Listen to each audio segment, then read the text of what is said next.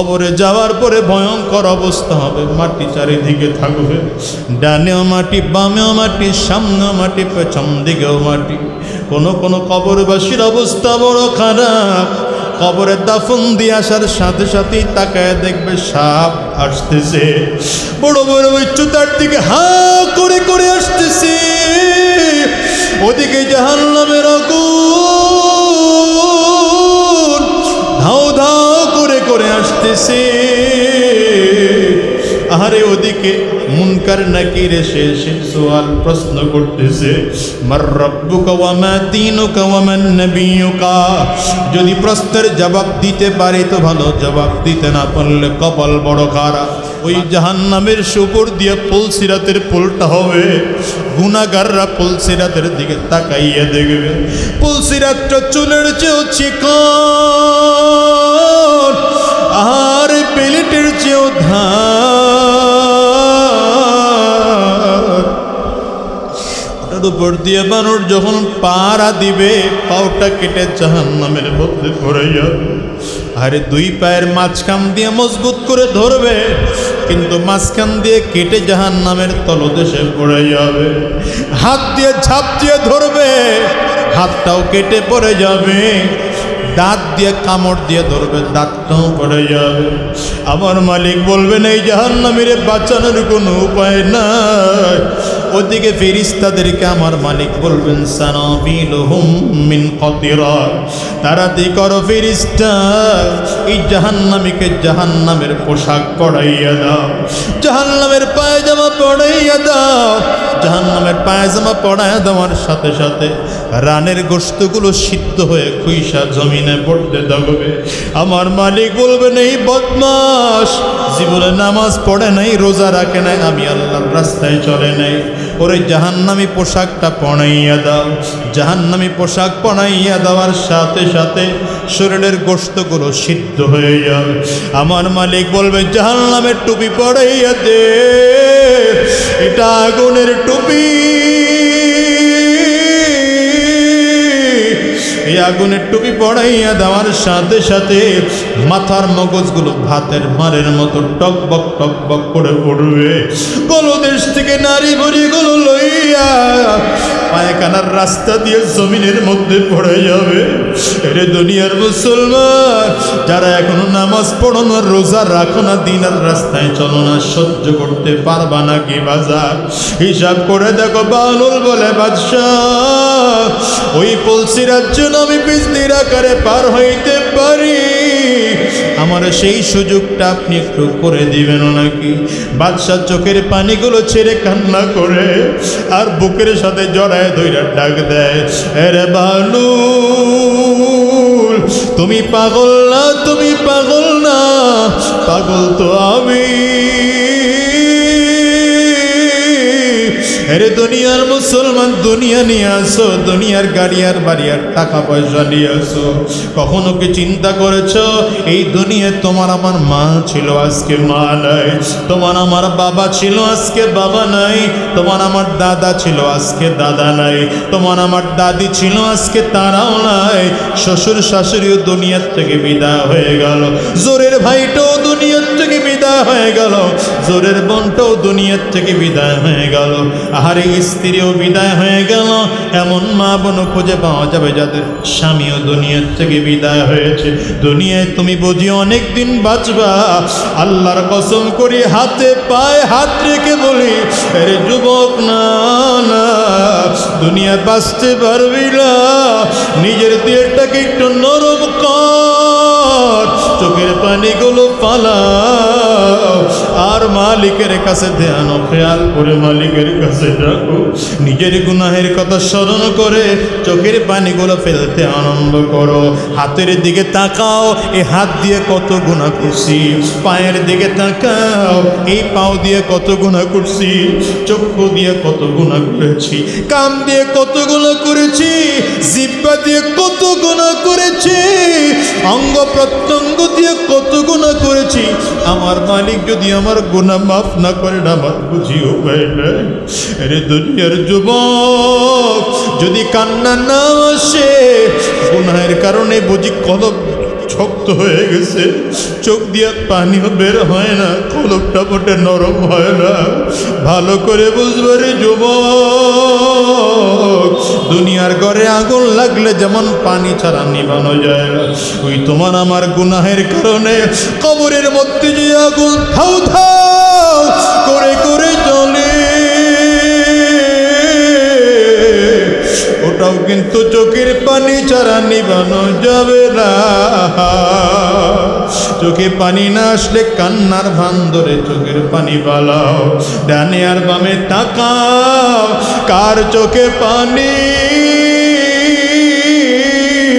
ওই মানুষটার দিকে তাকাইয়া নিজের নিজে ধিক্কার মারো, আর চোখের পানি ফেলাইয়া কান্দো, আর মালিকরা বলো আল্লাহ, ডাক দাও ডাক দাও ডাক দাও আল্লাহ, জোরে জোরে আওয়াজ দিয়া বলো আল্লাহ, দয়ার মালিক মেহরবানি করে জিন্দগির গুনাহগুলো মাফ করে দাও। আল্লাহ আমাদের গুনাহ দিয়ে কবরে নিও না, আল্লাহ আমরা কবরের আযাব সহ্য করতে পারবো না, মেহরবানি করে আমাদেরকে মাফ করে দাও। চিৎকার করে বলো আমিন। মরণ থেকে যতই পালাও মরণ তোমায় লইবে ঘিরি, যদিও সুদূর আকাশ পানে লোকাও সেথায় লাগি সিঁড়ি। মরণ থেকে যতই পালাও মরণ তোমায় লইবে ঘিরি, যদিও সুদূর আকাশ পানে লোকাও সেথায় লাগি সিঁড়ি। রে ভোলা মন পাপিনি মগন মরণে স্মরণ কর, ফলে ফলে তোর ফুরিয়াছে আয়ু এখনো হল না ডর, মরণ ধারে চরণ ফেলিয়া আয়ুরি কামনা করি, সকল বাসনা মিটিবে বুঝি উড়িলে প্রাণপুরী। কোথা নমরুদ কোথা ফেরাউন সাদ্দাজি কোথা, রিক্ত হস্তে মাটির গহীনে রয়েছে তাদের পোতা। কেউ দুনিয়ায় বাঁচতে পারে নাই, তুমি আর আমিও দুনিয়ায় বাঁচতে পারবো না। দুনিয়ার জমিনে কেউ থাকার জন্য আসে নাই, আপনি আর আমিও দুনিয়ায় থাকতে পারবো না। মরণ আপনাকে আমাকে মরতেই হবে, আজরাইলের হাতে ধরা দিতেই হবে। মন্ত্রী এসে ডেকে বলে পয়গম্বর আমার বড় ভয় লাগে, আপনি আমার জিনের বললেন না জিন যেন আমার অমুক দ্বীপে রেখে আসে। সুলাইমান আলাইহিস সালাম এটা জিন রে বললেন তাড়াতাড়ি করে আমার মন্ত্রীকে অমুক দ্বীপে রেখে আসো। জিন গিয়া বিশাল দ্বীপের মধ্যে ফেলে রেখে এসেছে। এই মুহূর্তে আজরাইল আলাইহিস সালাম জিজ্ঞাসা করেন পয়গম্বর একটু আগে আপনার সামনে একটা মন্ত্রী বসা ছিল, মন্ত্রী কই গেল? দ্বীপের নাম বললেন, তাকে তো আমি একটু আগে জিনের মাধ্যমে অমুক দ্বীপে রেখে আসছি। আজরাইল আলাইহিস সালাম বলেন পয়গম্বর আমাকে সহযোগিতা করার জন্য আপনার প্রতি শুকরিয়া জানাই। আল্লাহ তাআলা আমাকে ওই দ্বীপে আপনার এই মন্ত্রীর জান কবজ করার জন্য বলেছে। ওয়ামা তাদরি নাফসুম বিআই আরদিন তামুত ওয়ামা তাদরি নাফসুম বিআই আরদিন তামুত। পয়গম্বর সুলাইমান আলাইহিস সালাম বলেন, ও ভাই আজরাইল ব্যাপারটা বুঝলাম না, আমি মাত্র তারে পাঠাইলাম আর তুমি এখনই বলতেছো তার জান ওখানে কবজ করার কথা, ব্যাপারটা আমাকে খুলে বল। আজরাইল আলাইহিস সালাম বলেন, পয়গম্বর আল্লাহ তাআলা আমাকে একজন বান্দার নাম আমার হাতে লিস্টে দিয়ে বললেন তার নাম এইটা, বাবার নাম এইটা, মায়ের নাম এইটা, অমুক জায়গায় তার জান কবজ এই কয়টার সময় করবা।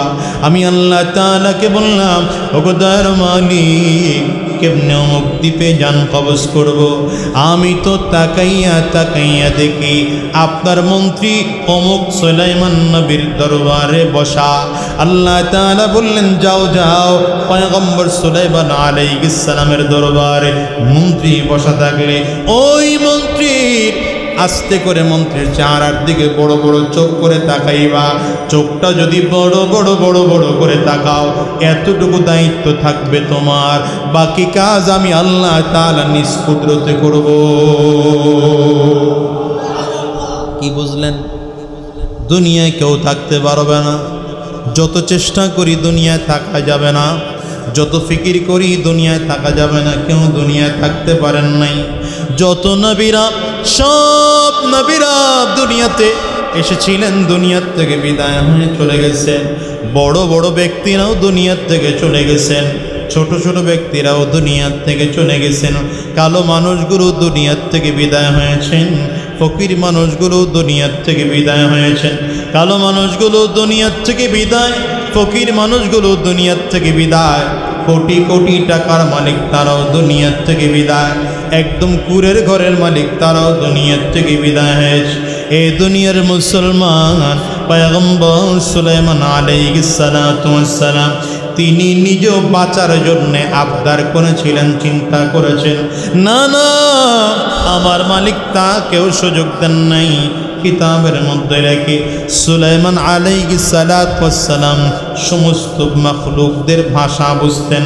পয়গম্বর সুলাইমান আলাইহিস সালাতু ওয়াস সালাম আল্লাহ পাকের আদেশ পেলেন, সুলাইমান, আমি আল্লাহ তোমার মাধ্যমে জেরুজালেমের মধ্যে বাইতুল মাকদিস নামে একটা মসজিদ নির্মাণ করতে চাই। পয়গম্বর সুলাইমান আলাইহিস সালাম বললেন, এত বড় মসজিদ কেমনে আমি নির্মাণ করব? আল্লাহ তাআলা বললেন, জিন জাতি বড় শক্তিশালী, ওরা খুব দ্রুত কাজ করতে পারে, তুমি ওদেরকে কাজে লাগাও। পয়গম্বর সুলাইমান আলাইহিস সালাতু ওয়াস সালাম সমস্ত জিন জাতিদের মধ্য থেকে বড় বড় বড় বড় রাজমিস্ত্রিদেরকে ডাকলেন, কে কে রাজমিস্ত্রি আছো, আসো তাড়াতাড়ি করে বাইতুল মাকদিস নির্মাণ করতে হবে। জিন জাতির মধ্য থেকে সবচেয়ে বড় বড় প্রশিক্ষণপ্রাপ্ত ভালো ভালো মিস্ত্রি যারা ছিল সব এসে পয়গম্বর সুলাইমান আলাইহিস সালাতু ওয়াস সালামের দরবারে হাজির হয়ে গেল। পয়গম্বর সুলাইমান আলাইহিস সালাম ডিজাইনটা চামড়ায় করে দিলেন আর বললেন, এই ডিজাইন হবে, এতটুকু লম্বা হবে, এতটুকু প্রস্থ হবে, এতটুকু জমিনের মধ্যে, এই কয় মাসের মধ্যে যান কমদুনি, এই কয় মাসের মধ্যে বাইতুল মাকদিস নির্মাণ কমপ্লিট করতে হবে। তবে জিন জাতিরা বড় দুষ্ট জাতি ছিল। পয়গম্বর সুলাইমান আলাইহিস সালাতু ওয়াস সালামকে আল্লাহ তাআলা বলে দিয়েছেন, রে সুলাইমান, জিন জাতিরা যখন কাজ আরম্ভ করবে এক মুহূর্তের জন্য তুমি তাদের কাছ থেকে সরে যাইবা না, ওখানেই দাঁড়ায় দাঁড়ায় থাকবা, প্রয়োজনে লাঠি ভর করে দাঁড়াইবা। কারণ তুমি যদি জিনদের চোখের আড়াল হও তাইলে জিন জাতি দুষ্টামি করা শুরু করবে, কাজে ফাঁকি দেয়া শুরু করবে, ওরা ঠিক মতো কাজ করবে না। পয়গম্বর সুলাইমান আলাইহিস সালাতু ওয়াস সালামের বড় মুজিজা ছিল, তিনি যখন জিনদের চেহারার দিকে তাকাইতেন তখন দাড়িগুলো লম্বা লম্বা কাটার মতো হয়ে যেত, মাথার চুলগুলো লম্বা লম্বা হয়ে যেত, মনে হয় যেন কাটার মতো দাঁড় হয়ে গেছে, শরীরের পশমগুলো দাঁড় হয়ে যেত, এমনকি চক্ষুগুলো লাল হয়ে যেত, চেহারার মধ্যে আলাদা একটা ভয়ঙ্কর সুরত ধারণ করত। জিন জাতি যদি এই রকম অবস্থায় পয়গম্বর সুলাইমান আলাইহিস সালাতু ওয়াস সালামরে দেখতে পাইত, ভয়ে তারা কোনো কথা বলতো না। পয়গম্বর সুলাইমান আলাইহিস সালাম যা বলতেন তাই মেনে নিত। এই অবস্থা যখন তৈরি হতো মানুষরা পর্যন্ত তার সামনে হাজির হতো না। কাজ করা আরম্ভ করেছেন, কাজ চলতেছে। পয়গম্বর সুলাইমান আলাইহিস সালাতু ওয়াস সালাম লাঠির মধ্যে ভর করে দাঁড়ায় দাঁড়ায় কাজগুলো দেখাইতেছেন, জিন জাতি কাজ করতেছে, কেউ কোনো অবহেলা করে না, কেউ কোনো দুষ্টামি করে না। যদি কেউ কোনো কাজের অবহেলা করে, যিনি প্রধান দায়িত্বে আছে ওই জিন ঘুরে ঘুরে ঘুরে ঘুরে বলে অবহেলা করিস না, পয়গম্বর সুলাইমান তাকাইয়াছে, শাস্তি পাবি, শাস্তি পাবে, সাবধান, কাজের মধ্যে অবহেলা করবি না। কাজ বাইতুল মাকদিসের কাজ যখন অর্ধেক হয়ে গেছে, কনস্ট্রাকশনের কাজ অর্ধেক হয়ে গেছে, এখনো অর্ধেক বাকি আছে, এই মুহূর্তে আজরাইল হাজির হয়ে গেছেন। পয়গম্বর আমার আল্লাহ তাআলা আপনার জান কবজ করার জন্য এই মুহূর্তে আমারে পাঠাইছে। সুলাইমান আলাইহিস সালাম বলেন, আজরাইল আমার তো মরতে মনে চায়, মালিকের সামনে যাইতে মনে চায়, তবে আমি একটু ভয় আছি। আমার আল্লাহ তাআলা আমাকে ছোট্ট একটা দায়িত্ব দিয়েছেন বাইতুল মাকদিস নির্মাণ করার জন্য। এই মুহূর্তে আমি যদি দুনিয়ার থেকে বিদায় হয়ে যাই, আমার এই কাজটা সম্পূর্ণ করে আমি বিদায় হতে পারবো না। আল্লাহর কাছে গিয়ে একটু বলো যেন আল্লাহ তাআলা আমার হায়াতটা বাড়িয়ে দেন, বাইতুল মাকদিসের কাজটা আমি কমপ্লিট করতে চাই। আল্লাহ তাআলা আজরাইল আলাইহিস সালাতু ওয়াস সালাম রে শিখায় দেয়, গিয়া বলো ইদা জাআ আজালুহুম লা ইস্তাখিরুনা সাআতাও ওয়ালা ইস্তাকদিমুন।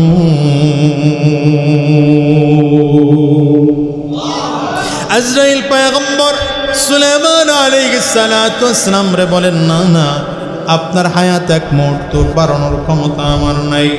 আমার আল্লাহ তাআলা যখন আপনার জান কবজ করার জন্য বলেছেন, এক মুহূর্ত আগে হবে না, এক মুহূর্ত পরেও হবে না, তবে আল্লাহ তাআলা আপনার জন্য একটা আলাদা অফার করে আমাকে পাঠিয়েছেন। আপনার জান এই মুহূর্তেই কবজ করা হবে, তবে আপনার চোখটাও বন্ধ হবে না। আপনি যে অবস্থায় আছেন এই অবস্থায় দাঁড়িয়ে থাকবেন, লাঠির মধ্যে ভর করে দাঁড়িয়ে থাকবেন যতদিন পর্যন্ত বাইতুল মাকদিসের কাজ কমপ্লিট না হবে, ততদিন পর্যন্ত যদিও জান আপনার কবজ করা হয়েছে, আপনার আকৃতিও নষ্ট হবে না, আপনার লাশও পচে যাবে না, নষ্ট হবে না, আপনার কোনো ক্ষতি হবে না। এমনকি জান যখন কবজ করা হবে, পৃথিবীর কোনো জিন মানব জাতি না মিলেও আপনার জান কবজ হয়েছে কি হয় নাই টেরও পাবে না। পয়গম্বর সুলাইমান আলাইহিস সালাতু ওয়াস সালাম বললেন, তাইলে আমার কোনো আপত্তি নাই। আজরাইল আলাইহিস সালাতু ওয়াস সালাম জান কবজ করে নিয়ে গেলেন, মালিকের কুদরত, জান কবজ করে নিয়ে গেলেন। চেহারার আকৃতিও মোটেও পরিবর্তন হয় নাই, চোখের আকৃতিও পরিবর্তন হয় নাই, চুলের আকৃতিও পরিবর্তন হয় নাই, দাড়ির আকৃতিও পরিবর্তন হয় নাই, চামড়া মোটেও ঘোচায় নাই, শরীরের কোনো জায়গায় অসুবিধা হয় নাই। লাঠিতে ভর করে করে দাঁড়িয়েছিলেন। মুসলমান, মালিক আমার আল্লাহ তাআলা উলি পোকারে বলছেন, উলি পোকারে, সুলাইমান নবী যেই লাঠির মধ্যে ভর করে দাঁড়াইয়া আছে, তুই উলি পোকা লাঠিটার গোড়াটা একটু একটু একটু একটু করে খাবি, তবে সাবধান, তাড়াতাড়ি করে খাবি না। তাড়াতাড়ি করে খাইলে আমার নবী সুলাইমান তাড়াতাড়ি জমিনে পড়ে যাবে। এত আস্তে আস্তে করে লাঠির গোড়া খাইবি যেন বাইতুল মাকদিসের নির্মাণ কাজ কমপ্লিট হওয়ার আগে লাঠি খাওয়া শেষ না হয়। কাজ কমপ্লিট হয়ে গেল, সব জিন জাতি অবসর হয়ে গেল। প্রধান যেই মিস্ত্রি ছিল পয়গম্বর সুলাইমান আলাইহিস সালামের সামনে দাঁড়িয়ে গেলেন, ডেকে বললেন, পয়গম্বর সুলাইমান, তাকিয়ে দেখেন আমাদের কাজটা সঠিক আছে কিনা। আমার মালিক কয়, উলি পোকারে, যতটুকু বাকি আছে খেয়ে শেষ করে ফেল। লাঠি খাওয়া শেষ হয়ে গেল। পয়গম্বর সুলাইমান আলাইহিস সালামের বিশাল নবীওয়ালা দেহটা জমিনের মধ্যে লুটিয়ে পড়ল। সব জিন জাতিরা এসে পয়গম্বর সুলাইমান আলাইহিস সালামের চারিদিকটা ঘেরাও করে দাঁড়ালেন। জিনদের মধ্য থেকে যারা স্বাস্থ্য বিজ্ঞানী ছিলেন, বড় বড় ডাক্তার ছিলেন, পরীক্ষা নিরীক্ষা করে কয়, এই পয়গম্বর তো আজকে দুনিয়ার থেকে বিদায় হয় নাই, আরো অনেক আগে দুনিয়ার থেকে বিদায়। মুসলমান ভালো করে বোঝো, যেদিন তোমার আমার হায়াত শেষ হয়ে যাবে, এক মুহূর্ত আগেও হবে না, এক মুহূর্ত পরেও হবে না। এই দুনিয়া আজরাইলের কাছে বড় ক্ষমতার বাহাদুরি দেখাইয়াও টিকা যাবে না, ক্ষমতার বাহাদুরি দেখিয়ে টিকা যাবে না, সম্পদের বাহাদুরি দেখিয়ে টিকানো যাবে না। বরং আজরাইল আলাইহিস সালাতু ওয়াস সালাম যখন দুনিয়ার থেকে আপনার আমার জান কবজ করার জন্য আসবে, তখন দুনিয়ার থেকে বিদায় হওয়াই লাগবে।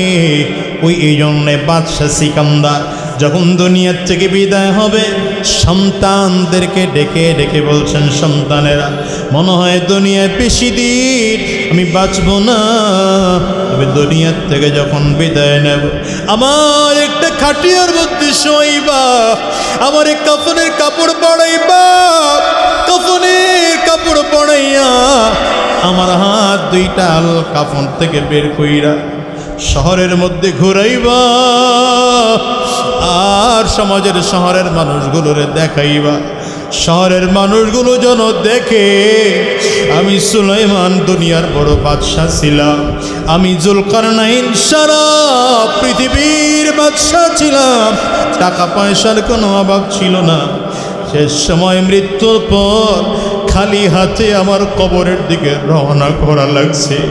দুনিয়ার মুসলমান, দুনিয়ায় যত কামাই করবেন, যত টাকা পয়সা কামাই করবেন, আল্লাহর কসম একবার, আল্লাহর কসম দুইবার, আল্লাহর কসম তিনবার, এগুলো একটাও আপনার আমার কবরে যাবে না।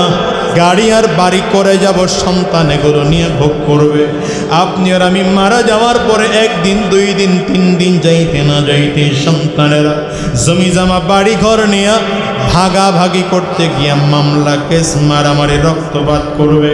হিসাব মিলে দেখো, ইদা মাতাল ইনসান ইনকাতা আনহু আমালু। আমার নবী বলেন, দুনিয়ার থেকে মানুষ যখন বিদায় হয়ে যায়, সমস্ত আমলগুলো তার বন্ধ হয়ে যায়, ইল্লা মিন সালাস, কিন্তু তিনটা জিনিস মাত্র বাকি থাকে। কি কি বাকি থাকে রে মুসলমান? আল্লাহর নবী ডাক দিয়া বলেন, এক নম্বর আও সাদকাতিন জারিয়া, সদকায়ে জারিয়া করলে সেটা চিরজীবন বাকি থাকে। দুনিয়ার মুসলমান, ওয়ালাদুন সালিহ, যদি তুমি নেক আমল করে থাকো এটাও তোমার বাকি থাকে। মুসলমান ভালো করে বোঝো, মৃত্যুর পরে কোনো কিছু নিয়ে যাওয়া যায় না, যাওয়া যায় না। আমরা দুনিয়া নিয়ে বড় ব্যস্ত, আর সাহাবায়ে কেরাম আখিরাত নিয়ে ব্যস্ত ছিলেন। সাহাবায়ে কেরাম এক ওয়াক্ত নামাজের জন্য এত টেনশন, সাহাবীরা কাঠ কেটে বাজারে বিক্রি করে জীবিকা নির্বাহ করতেন। কুড়ালটা উঠাইছেন, কানে আওয়াজ চলে গেছেন, আল্লাহু আকবার, আল্লাহু আকবার। কুড়ালটা জমিনের মধ্যে সামনে না ফেলে কুঠারটা পেছন দিক দিয়ে ফেলে দিয়েছেন। কেন দিয়েছেন? এখন আমার মালিক বড়, সামনে ফেলা যাবে না, এখন মসজিদের দিকে রওনা করা লাগবে। সাহাবায়ে কেরামদের যদি তাকবীরে উলা ছুঁইটা যাইত, সারাটা দিন খাওয়া দাওয়া বন্ধ করে দিয়ে চোখের পানিগুলো ছেড়ে কাঁদতে। কোনোদিন যদি জামাত ছুঁইটা যাইত, 3 দিন অথবা 7 দিন সাহাবায়ে কেরাম চোখের পানিগুলো ছেড়ে কাঁদতে। আপনি আর আমি বাড়ি করা নিয়ে ব্যস্ত, ব্যবসা বড় করা নিয়ে ব্যস্ত, গাড়ি যেই মডেলের আছে এর চেয়ে আরও আপডেট মডেল গাড়ি করা নিয়ে ব্যস্ত, দুনিয়ার সম্মান টাকা পয়সা করা নিয়ে ব্যস্ত। কিন্তু আল্লাহর দ্বীনের পাগল যারা সত্যিকার বুদ্ধিমান, এরা দুনিয়া নিয়ে ব্যস্ত হয় না, এরা আখিরাত নিয়ে ব্যস্ত। জান্নাতের কোন বাড়িটা আমার জন্য হবে, আমি কি জান্নাতের ফিরদাউসের মালিক হতে পারলাম কিনা? এ দুনিয়ার মুসলমান, আপনি আর আমি তো কত নামাজ জীবনে ছেড়ে দিয়েছি, কত রোজা জীবনে ছেড়ে দিয়েছি, কত জিনা করেছি, কত পরনারীর দিকে তাকাইছি। দুনিয়ার জমিনে এমন আল্লাহওয়ালা ছিল যারা এক ওয়াক্ত নামাজ ছাড়ে নাই, পর্দা ছাড়ে নাই, আল্লাহর হুকুম একটাও ছাড়ে নাই। তারপরও কবর দেখলে চোখে পানিগুলো পালাইয়া কান্ত। আর চিল্লায় চিল্লায় বলতো, দয়ার মালিক ওই কবরে কি আমি থাকতে পারবো? চরমনের আল্লাহর কুতুব ইসহাক রহমতুল্লাহি আলাইহির ব্যাপারে শোনা যায়, তার বাড়িটা এমন জায়গায় ছিল জানালা থেকে তাকাইলে সরাসরি কবর দেখা যাইত। মাঝে মাঝে জানালার কপাটটারে খুইলা কবরের দিকে তাকায় তাকায় ডাকতো আর বলতো, আমার ওয়ালি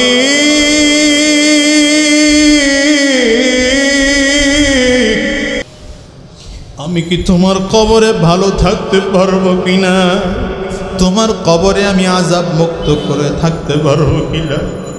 দুনিয়ার মুসলমান, হযরত আমর রাদিয়াল্লাহু আনহু, যিনি সাহাবায়ে কেরামদের মধ্যে অন্যতম, আমার নবীর জবানে যাকে জান্নাতের সার্টিফিকেট দেওয়া হয়েছে, রাহমাতুল লিল আলামিন যাকে জান্নাতের সার্টিফিকেট দিয়েছে, হযরত আমর ফারুক রাদিয়াল্লাহু আনহু কান্না করতে করতে গালের মধ্যে কালো দাগ পড়ে ফেলেছে।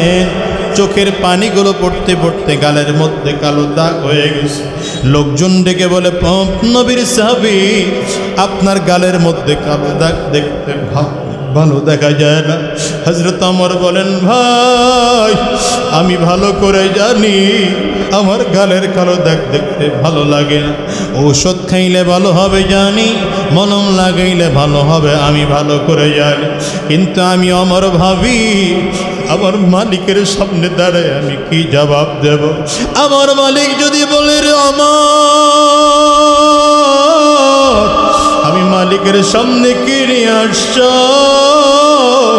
আমি ওমর বলবো, দয়ার মালিক আমি ওমর কোনো কিছু নিয়ে আপনার সামনে দাঁড়াইতে পারি না, একমাত্র আপনার ভয়েতে, আপনার জাহান্নামের ভয়েতে কাঁপতে কাঁপতে গালের মধ্যে দাগ পড়ায় নিয়ে আপনার দরবারে হাজির হইছি।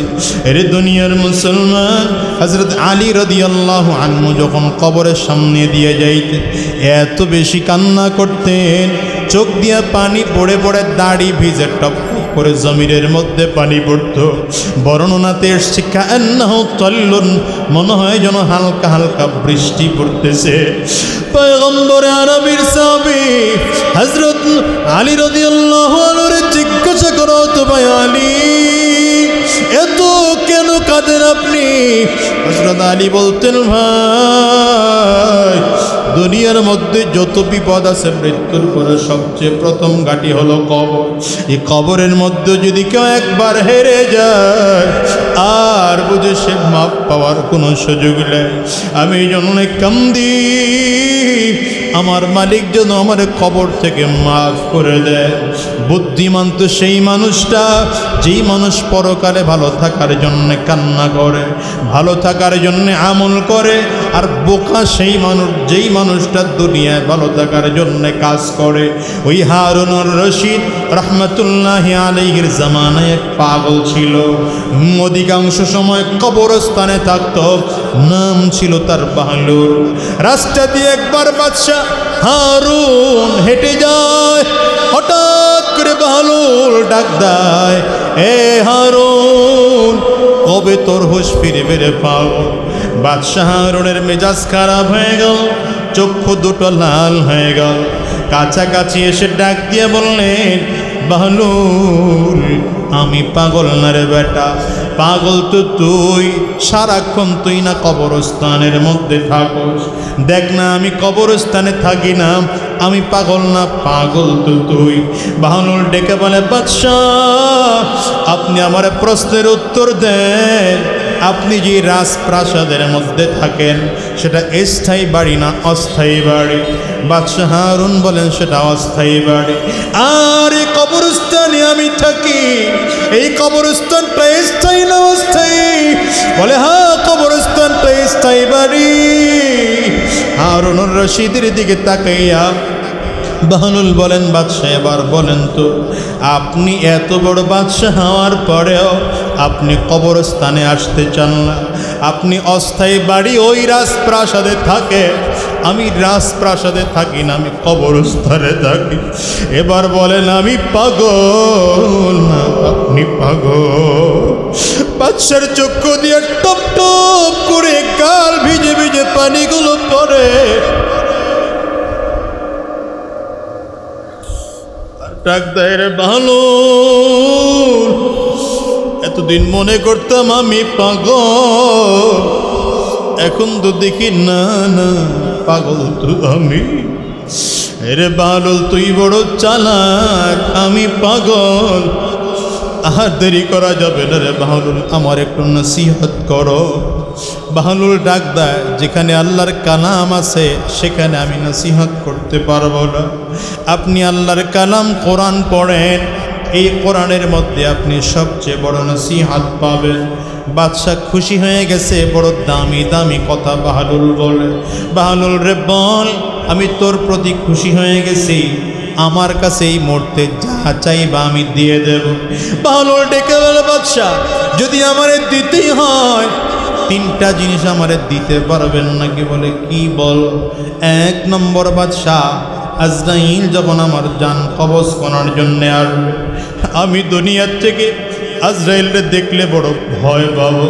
বাদশাহ এক নম্বর উপকার যদি আপনি আমারে করতে চান, আজরাইল যেন আমার জান কবজ করতে না পারে, আজরাইলের হাত থেকে আপনি আমারে বাঁচিয়ে দিবেন, পারবেন নাকি? বাদশাহ নিচের দিকে মাথা দিয়া বলে, না না, আমি তো তোরে আজরাইলের হাত থেকে বাঁচাইতে পারবো না। এবার বাহলুল বলে, বাদশাহ তাইলে দ্বিতীয় নম্বর চাওয়া, মৃত্যুর পরে কবর। ওই ঘাটি বড় ভয়ঙ্কর, কবরে যাওয়ার পরে ভয়ঙ্কর অবস্থা হবে, মাটি চারিদিকে থাকবে, ডানেও মাটি, বামেও মাটি, সামনেও মাটি, পেছন দিকেও মাটি। কোনো কবরবাসীর অবস্থা বড় খারাপ, কবরে দাফন দিয়ে আসার সাথে সাথেই তাকায় দেখবে সাপ আসতেছে, বড় বড় উচ্চতার দিকে হা করে করে আসতেছে, ওদিকে জাহান্নামের আগুন ধাও ধাও করে করে আসতেছে। আরে ওদিকে মুনকার নাকির এসে সওয়াল প্রশ্ন করতেছে, মার রাব্বুকা ওয়া মা দীনুকা ওয়া মান নবিয়ুকা। যদি প্রশ্নের জবাব দিতে পারে তো ভালো, জবাব দিতে না পারলে কপাল বড় খারাপ। বাদশাহ দ্বিতীয় নম্বর এই উপকারটা আমার করতে পারবেননি, আমি যেন প্রশ্নের জবাব সঠিক দিতে পারি সেই সহযোগিতা। বাদশাহ মাথা নিচের দিকে দিয়া বলে, না সেটা কোনোদিন সম্ভব না। এবার বাহলুল বলে, বাদশাহ তাইলে তিন নম্বর উপকার, ওই জাহান্নামের উপর দিয়ে পুলসিরাতের পুলটা হবে, গুনাহগাররা পুলসিরাতের দিকে তাকাইয়া দেখবে, পুলসিরাতটা চুলের চেয়েও চিকন আর পেলেটের চেয়েও ধার। ওটার উপর দিয়ে মানুষ যখন পাড়া দিবে, পাওটা কেটে জাহান্নামের মধ্যে পড়ে যাবে। আরে দুই পায়ের মাঝখান দিয়ে মজবুত করে ধরবে, কিন্তু মাঝখান দিয়ে কেটে জাহান্নামের তলদেশে পড়ে যাবে। হাত দিয়ে ঝাঁপ দিয়ে ধরবে, হাতটাও কেটে পড়ে যাবে। দাঁত দিয়ে কামড় দিয়ে ধরবে, দাঁতটাও পড়ে যাবে। আমার মালিক বলবেন, এই জাহান্নামীর বাঁচানোর কোনো উপায় নাই।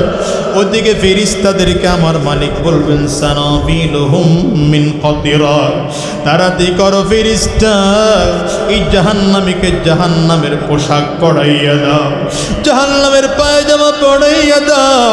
জাহান্নামের পায়জামা পরাইয়া দেওয়ার সাথে সাথে রানের গোশতগুলো সিদ্ধ হয়ে খুইসা জমিনে পড়তে থাকবে। আমার মালিক বলবেন, এই বদমাশ জীবনে নামাজ পড়ে নাই, রোজা রাখে নাই, আমি আল্লাহর রাস্তায় চলে নাই, ওরে জাহান্নামী পোশাকটা পরাইয়া দাও। জাহান্নামী পোশাক পরাইয়া দেওয়ার সাথে সাথে শরীরের গোশতগুলো সিদ্ধ হয়ে যাবে। আমার মালিক বলবে, জাহান্নামের টুপি পরাইয়া দে, এটা আগুনের টুপি। এই আগুনের টুপি পড়াইয়া দেওয়ার সাথে সাথে মাথার মগজগুলো ভাতের মারের মতো টকবক টকবক করে পড়বে। গলদেশ থেকে নারী ভরিগুলো লইয়া পায়খানার রাস্তা দিয়ে জমিনের মধ্যে পড়ে যাবে। এরে দুনিয়ার মুসলমান, যারা এখনো নামাজ পড়ো না, রোজা রাখো না, দিনের রাস্তায় চলো না, সহ্য করতে পারবা না কি বাজার? হিসাব করে দেখো। বাহলুল বলে, বাদশাহ ওই পুলসিরাত যেন আমি বিজলির আকারে পার হইতে পারি, আমার সেই সুযোগটা আপনি একটু করে দিবেন নাকি? বাদশাহ চোখের পানিগুলো ছেড়ে কান্না করে আর বুকের সাথে জড়ায় ধইরা ডাক দেয়, আরে বালুল, তুমি পাগল না, তুমি পাগল না, পাগল তো আমি। আরে দুনিয়ার মুসলমান, দুনিয়া নিয়ে আসো, দুনিয়ার গাড়ি আর বাড়ি আর টাকা পয়সা নিয়ে আসো। কখনো কি চিন্তা করেছো এই দুনিয়ায় তোমার আমার মা ছিল, আজকে মা নাই? তোমার আমার বাবা ছিল, আজকে বাবা নাই? তোমার আমার দাদা ছিল, আজকে দাদা নাই? তোমার আমার দাদি ছিল, আজকে তারাও নাই? শ্বশুর শাশুড়িও দুনিয়ার থেকে বিদায় হয়ে গেল, জোরের ভাইটাও দুনিয়ার থেকে বিদায় হয়ে গেল, জোরের বোনটাও দুনিয়ার থেকে বিদায় হয়ে গেল, আর স্ত্রীও বিদায় হয়ে গেল। এমন মা বোন খুঁজে পাওয়া যাবে যাদের স্বামীও দুনিয়ার থেকে বিদায় হয়েছে। দুনিয়ায় তুমি বুঝি অনেক দিন বাঁচবা? আল্লাহর কসম করি হাতে পায়ে হাত রেখে বলি, আরে যুবক, না না, দুনিয়া বাঁচতে পারবি না। নিজের দেহটাকে একটু নরম কর, চোখের পানিগুলো পালাও, আর মালিকের কাছে ধ্যান ও খেয়াল করে মালিকের কাছে ডাকো। নিজের গুনাহের কথা স্মরণ করে চোখের পানিগুলো ফেলতে আরম্ভ করো। হাতের দিকে তাকাও, এই হাত দিয়ে কত গুনাহ করছি। পায়ের দিকে তাকাও, এই পাও দিয়ে কত গুনাহ করছি। চক্ষু দিয়ে কত গুনাহ করেছি, কান দিয়ে কত গুনাহ করেছি, জিহ্বা দিয়ে কত গুনাহ করেছি, অঙ্গ প্রত্যঙ্গ দিয়ে কত গুনাহ করেছি। আমার মালিক যদি আমার গুনাহ মাফ না করেন, আমার বুঝিও পায় না। আরে দুনিয়ার যুবক, যদি কান্না না আসে, গুনাহের কারণে বুঝি কলব শক্ত হয়ে গেছে, চোখ দিয়ে পানিও বের হয় না, কলবটা মোটে নরম হয় না। ভালো করে বুঝবে রে যুবক, দুনিয়ার ঘরে আগুন লাগলে যেমন পানি ছাড়া নিভানো যায় না, ওই তোমার আমার গুনাহের কারণে কবরের মধ্যে যে আগুন ধাউ ধাউ করে করে জ্বলে, ওটাও কিন্তু চোখের পানি ছাড়া নিভানো যাবে না। চোখে পানি না আসলে কান্নার ভান ধরে চোখের পানি বালাও, ডানে আর বামে তাকাও, কার চোখে পানি? ওই মানুষটার দিকে তাকাইয়া নিজের নিজে ধিক্কার মারো, আর চোখের পানি ফেলাইয়া কান্দো, আর মালিকরা বলো, আল্লাহ, ডাক দাও, ডাক দাও, ডাক দাও, আল্লাহ, জোরে জোরে আওয়াজ দিয়া বলো, আল্লাহ, দয়ার মালিক, মেহরবানি করে জিন্দগির গুনাহগুলো মাফ করে দাও। আল্লাহ, আমাদের গুনাহ দিয়ে কবরে নিও না। আল্লাহ, আমরা কবরের আযাব সহ্য করতে পারবো না, মেহরবানি করে আমাদেরকে মাফ করে দাও। চিৎকার করে বলো আমিন। আলহামদুলিল্লাহি রাব্বিল আলামিন, আলহামদুলিল্লাহি রাব্বিল আলামিন, আলহামদুলিল্লাহি রাব্বিল আলামিন। ও দয়ার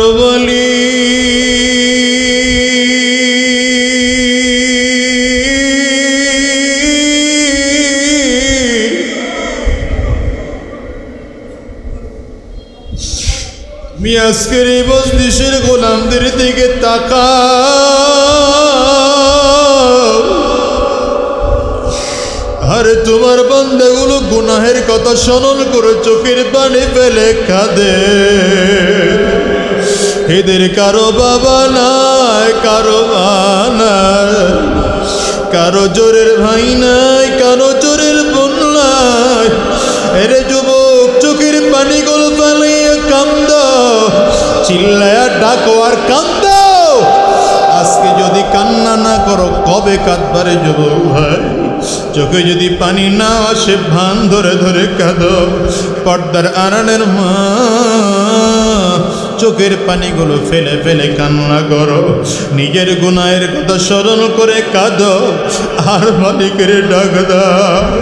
আবার মালিকের কাছে ভালো করে মাপ চেয়ে নাও।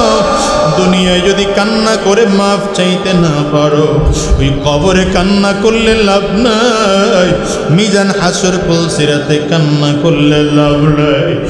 দুনিয়াতে নৌকা দইয়া আখেরে কাদিয়লা জাহান্নামী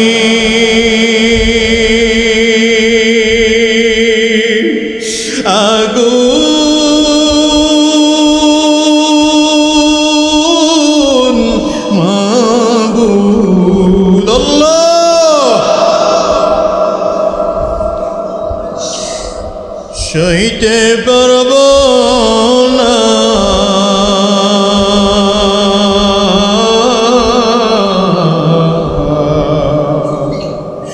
দুনিয়াতে নৌকা দইয়া আখেরে কাদিয়া ওদের বলি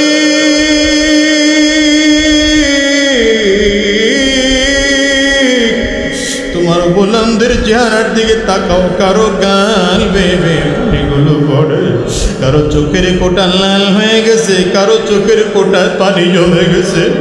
আল্লাহ এরা তোমার কাছে মাফ চায়, ক্ষমা চায়। এরা দুনিয়ার গাড়িও চায় না, বাড়িও চায় না, টাকাও চায় না, পয়সাও চায় না, এরা দুনিয়ার ধন সম্পদ ক্ষমতাও চায় না, এরা একমাত্র চায় তোমারে, তোমারে। আল্লাহ এদেরকে মাফ করে দাও, আল্লাহ এদেরকে মাফ করে দাও। গুনাহগার বলে আমাদের হাত খালি ফিরাইয়া দিও না, বেঈমান বলে ফিরাইয়া দিও না, নাফরমান বলে হাতগুলো ফিরাইয়া দিও না। আল্লাহ আমাদের হাতগুলো খালি ফিরাইয়া দিও না। মালিক মেহেরবানি করে জিন্দেগির গুনাহগুলো মাফ করে দাও। আল্লাহ আমাদেরকে কবুল করে দাও। ও যুবক ভাই, জোর করে কান্দো, গুনাহের কথা স্মরণ করে কান্দো। আরে আজকে জুমার রাত, আজকের রাতটা বড় গরিবের ঈদের রাত, বড় ফজিলতপূর্ণ রাত। যদি মালিকের কাছে কাদার মতো কাঁদতে পারো, আমার মালিক বড় দয়াবান, এই হাত বান্দার খালি ফিরে দিবেন না। আমার মালিকের কাছে মাফ চাও, নিজের গুনাহের কথা স্মরণ করে কান্দাও। তোমার আমার চেয়ে তোমার আমার গুনাহ সম্পর্কে কেউ ভালো জানে না। মালিকের কাছে যদি মাফ চাওয়া যায়, আমার মালিক বান্দার গুনাহগুলো মাফ করে দেয়। মালিকের কাছে কান্দো আর চিল্লাও, চিল্লাও কান্দো, জোরে ডাক দাও আল্লাহ